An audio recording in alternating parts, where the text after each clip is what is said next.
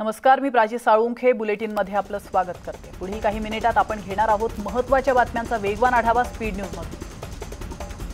OBC आरक्षणावर महत्त्वाचा निर्णय झालेला आहे। ओबीसी आरक्षणाच्या सुधारित अध्यादेशावर राज्यपाल भगतसिंग कोश्यारी यांनी सही केली आहे। राज्यपालांच्या सहीनंतर अध्यादेश राज्य सरकारकडे पाठवण्यात आला। दरम्यान राज्यपालांनी ओबीसी आरक्षणाच्या नव्या अध्यादेशावर सही केल्यानंतर ग्रामविकास विभाग निवडणूक आयोगाकडे अध्यादेश देऊ आणि पोटनिवडणुकीत नवा अध्यादेश लागू करण्याची विनंती करणार असल्याची माहिती ग्रामविकास मंत्री हसन मुश्रीफ यांनी दिली। तर अध्यादेश लागू झाल्यानंतर निवडणुका रद्द करू शकतो। ओबीसी आरक्षणात बसवून निवडणुका घ्याव्यात असं मदत आणि पुनर्वसन मंत्री विजय वडेट्टीवार म्हणाले। राज्यपालांनी अध्यादेशावर सही केली याचा आनंद झाला, तर राज्यपाल सही करतील हा मला विश्वास होता। ओबीसीसाठी सर्व एकत्र आलेत याचा आनंद झाला असल्याचं वक्तव्य मंत्री छगन भुजबळ यांनी केलं।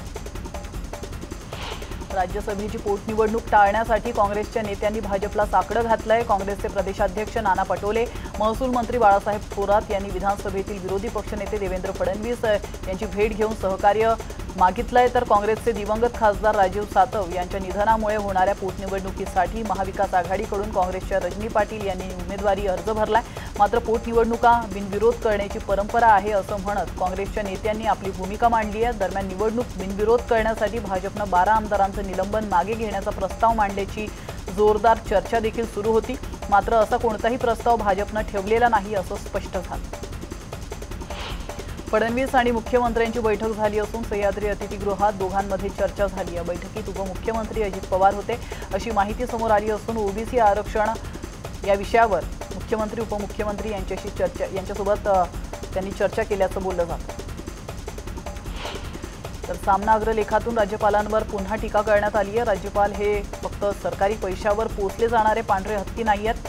दिल्लीत सत्ता असलेलं सरकार ज्या राज्यांमध्ये नाही त्या राज्यात मदमस्त उधळलेल्या हत्तीचा रोल ते अदा करतात। त्याच हत्तीच्या पायाखाली लोकशाही, घटना, कायदा, राजकीय संस्कृती तुडवत वेगळे पायंडे पाडले जात असतात अशी घणाघाती टीका या अग्रलेखातून करण्यात आली।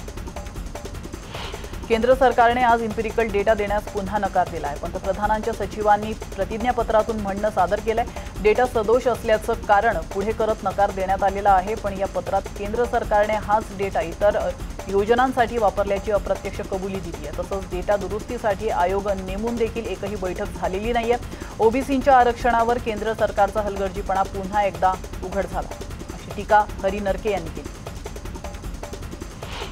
डोंबिवलीत एक संतापजनक घटना घडली आहे। सरकार, गृह विभाग आणि पोलीस यांनी यामध्ये लक्ष घालणं गरजेचं आहे। डोंबिवलीसारखे शांत समजल्या जाणाऱ्या भागात अशी घटना धक्कादायक आहे। सरकारने या घटनेच्या तपासासाठी विशेष एफर्ट्स घ्यावे असं देवेंद्र फडणवीस म्हणाले।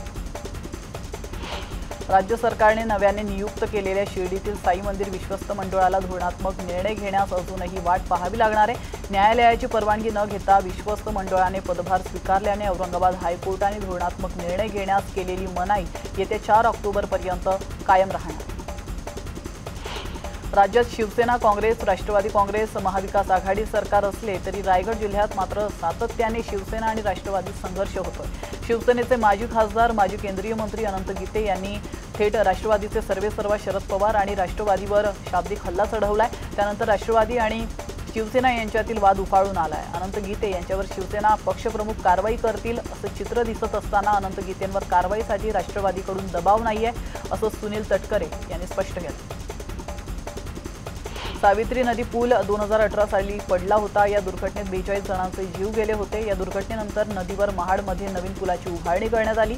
नवीन पुलाचं बांधकाम झाल्यावर पडलेल्या पुलाचे अवशेष हटवण्यात येणार होते, मात्र महामार्ग प्राधिकरण ठेकेदाराने हे हटवले नाहीत। आता हे अवशेष महाड येथील पुराला अडसर ठरत आहेत। तर या पार्श्वभूमीवर खासदार सुनील तटकरे यांनी या पुलाची पाहणी केली आहे। यावेळी उपस्थित अधिकाऱ्यांची कान उघडणी देखील त्यांनी केली। महाड शहरातील पूर आणि उपाययोजना या विषयावर लोकप्रतिनिधी आणि प्रशासनामध्ये महत्त्वपूर्ण बैठक झाली आहे। पूर परिस्थिती रोखण्यासाठी कायमस्वरूपी उपाययोजनांवर भर देणार असल्याचं सुनील तटकरे यांनी म्हटलंय। वस्तुस्थितीवर आधारित पुरातील नुकसानग्रस्तांना योग्य भरपाई मिळवून देण्याचं आश्वासनही त्यांनी दिलं। मुख्यमंत्र्यांनी सिंधुदुर्ग जिल्ह्यातील ज्या मेडिकल कॉलेजला परवानगी दिली होती त्या मेडिकल कॉलेजच्या कागदपत्रात त्रुटी असल्याचं केंद्रीय मेडिकल काउन्सिलने राज्य सरकारला कळवलं आहे। आता सिंधुदुर्गमधील कोणीच या त्रुटी काढण्यासाठी पुढाकार घेतला नाही हे जिल्ह्याचं दुर्दैव आहे असं मत उच्च आणि तंत्र शिक्षण मंत्री उदय सामंत यांनी व्यक्त केलं। काँग्रेसचे विधान परिषदेचे गटनेते शरद रणपिसे यांचं निधन झालंय। काँग्रेसचे ज्येष्ठ नेते विधान परिषदेचे गटनेते आमदार शरद रणपिसे यांनी 72व्या वर्षी अखेरचा श्वास घेतला। राष्ट्रवादीच्या मेहबूब शेख यांना औरंगाबाद कोर्टानं दणका दिलाय। बलात्कार प्रकरणातील 20 समरी रिपोर्ट रद्द करण्यात आलाय। औरंगाबादच्या जिल्हा सत्र न्यायालयाने याबाबतचे आदेश दिले। भाजपा महिला नगरसेविका अंजली खेडकर यांच्या संपर्क कार्यालयातच महिलेचा विनयभंग करून बलात्काराचा प्रयत्न करण्यात आल्याचा प्रकार घडलाय। तक्रार दाखल करूनही पोलिसांनी महिनाभर या तक्रारीची दखल घेतली नाहीये। अखेर गृहराज्यमंत्री सतेज पाटील यांच्या हस्तक्षेपानंतर बोरीवली पोलीस ठाण्याने FIR दाखल करून घेतली। दरम्यान मुंबईच्या महापौर किशोरी पेडणेकर यांनी बोरीवली पोलीस स्थानकात भेट दिली आहे। तसंच या घटनेची माहिती त्यांनी पोलिसांकडून घेतली आणि तपासाला गती देण्याच्या सूचना दिल्या। बोरीवलीमध्ये भाजप नगरसेविकेच्या कार्यालयात विनयभंगाच्या घटनेसंदर्भात साथीदार धमकी किंवा त्रास देत असतील त्यांच्यावर त्वरित प्रतिबंधात्मक कारवाई झाली पाहिजे आणि तशा सूचना पोलीस अधिकाऱ्यांना दिल्या पाहिजे असं वक्तव्य डॉक्टर नीलम गोऱ्हे यांनी केलं। डोंबिवलीत भोपर परिसरात अल्पवयीन मुलीवर सामूहिक बलात्कार करण्यात आलाय। 29 नराधमांनी अत्याचार केल्याची प्राथमिक माहिती मिळते।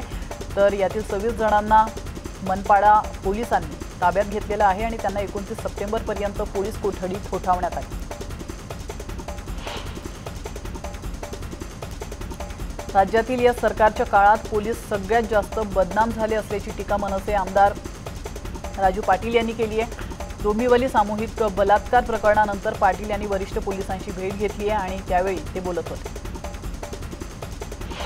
डोंबिवली सामूहिक बलात्कार प्रकरणासंदर्भात कठोर कारवाई करण्याचे ठाणे पोलीस आयुक्तांना आदेश देण्यात आलेले आहेत। ठाणे जिल्हा पालकमंत्री एकनाथ शिंदे यांनी हे आदेश दिले।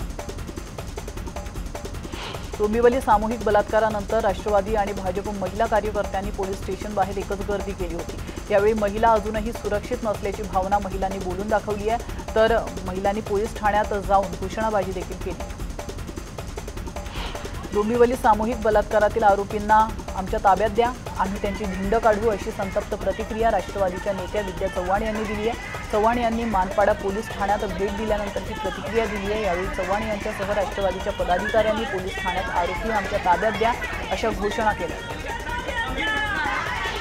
अमरावतीतील वलगाव पोलीस ठाण्यात 50 वर्षीय आरोपीने गळफास लावून आत्महत्या केली आहे। वरुण बाबाराव जवंजाळ असं या मृतक आरोपीचं नाव आहे। त्यामुळे वलगाव पोलीस ठाण्याबाहेर पोलिसांनी तगडा पोलीस बंदोबस्त तैनात केला। बातमी आहे भिवंडीतून। भिवंडी शहरात सोनसाखळी चोराला पकडून नागरिकांनी बेदम मारहाण केल्याचा व्हिडिओ सोशल मीडियावर व्हायरल होतोय। महिलेच्या गळ्यातील सोनसाखळी चोरून दुचाकीवरून पळून जात असताना सोनसाखळी चोर दुचाकीवरून पडल्याने नागरिकांच्या तावडीत सापडला। नागरिकांनी त्याला चांगला चोप दिल्याने जखमी चोराला पोलिसांनी ठाण्यातील रुग्णालयात उपचारासाठी पाठवलं असून निजामपूर पोलिसांनी गुन्हा दाखल केला। नंदुरबारमध्ये जिल्हा परिषद शाळांमधील इन्व्हर्टर, बॅटरी आणि LED TV चोरी करणाऱ्या टोळीला स्थानिक गुन्हे शाखेने जेरबंद केलंय। या टोळीने जिल्ह्यातील तब्बल 18 शाळांमध्ये चोरी केली आहे। आरोपींनी गुन्ह्याची कबुली दिली असून आणखी काही गुन्ह्यांची उकल होण्याची शक्यता वर्तवली जाते। आसाममध्ये दरांग जिल्ह्यात पोलीस आणि नागरिकांमध्ये झटापट झालेली आहे। या दरम्यान पोलिसांनी केलेल्या गोळीबारात 2 नागरिकांचा मृत्यू झालाय। दरांग जिल्ह्यातील ढोलपूर गोरखुटे गावात ही घटना घडली। अहमदनगर जिल्ह्यातील महामार्गाची झालेली दुरावस्था न्यूज 18 लोकमतने दाखवल्यानंतर प्रशासन खडबडून जागं झालंय। 2 महिन्यांपूर्वीच 10 कोटी रुपये खर्च करून दुरुस्त केलेल्या महामार्गाची पहिल्याच पावसात चाळण झाली।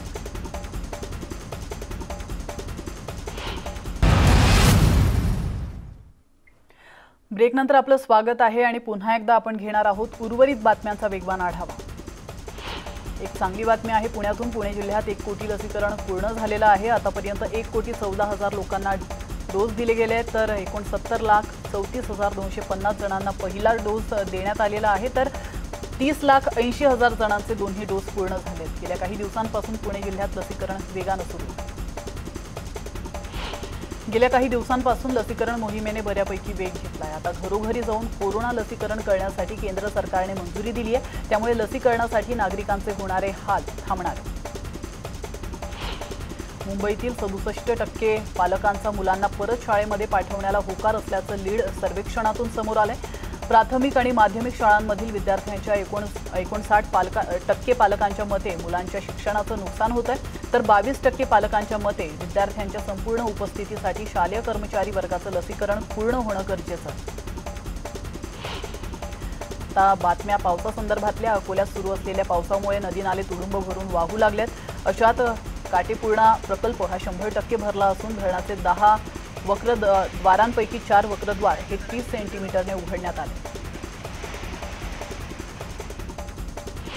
तर अकोल्यात पावसाची जोरदार हजेरी आपल्याला पाहायला मिळाली आहे। पुढचे 4 दिवस विदर्भासह राज्यभरात पावसाचा अंदाज वेधशाळेनं व्यक्त केलाय। या संपूर्ण पावसाळ्यातील आतापर्यंतच्या पावसाने जिल्ह्यातील मोठे, मध्यम आणि लघु प्रकल्प तुडुंब भरले। विदर्भात सुरू असलेल्या मुसळधार पावसामुळे कोलफिल्ड मध्ये पावसाचं पाणी शिरून कोळशाचे उत्पादन कमी झालेलं आहे। याचा फटका महानिर्मितीच्या वीज निर्मिती केंद्रांना देखील बसला आहे। भुसावळ येथील दीपनगर औष्णिक वीज निर्मिती केंद्रात केवळ 1 दिवसाचा कोळसा साठा शिल्लक असल्याने दीपनगर मधील 3 पैकी 1 वीज निर्मिती संच बंद करण्यात आलाय, अशी माहिती दीपनगर औष्णिक विद्युत केंद्राचे मुख्य अभियंता विजय राठोड यांनी दिली।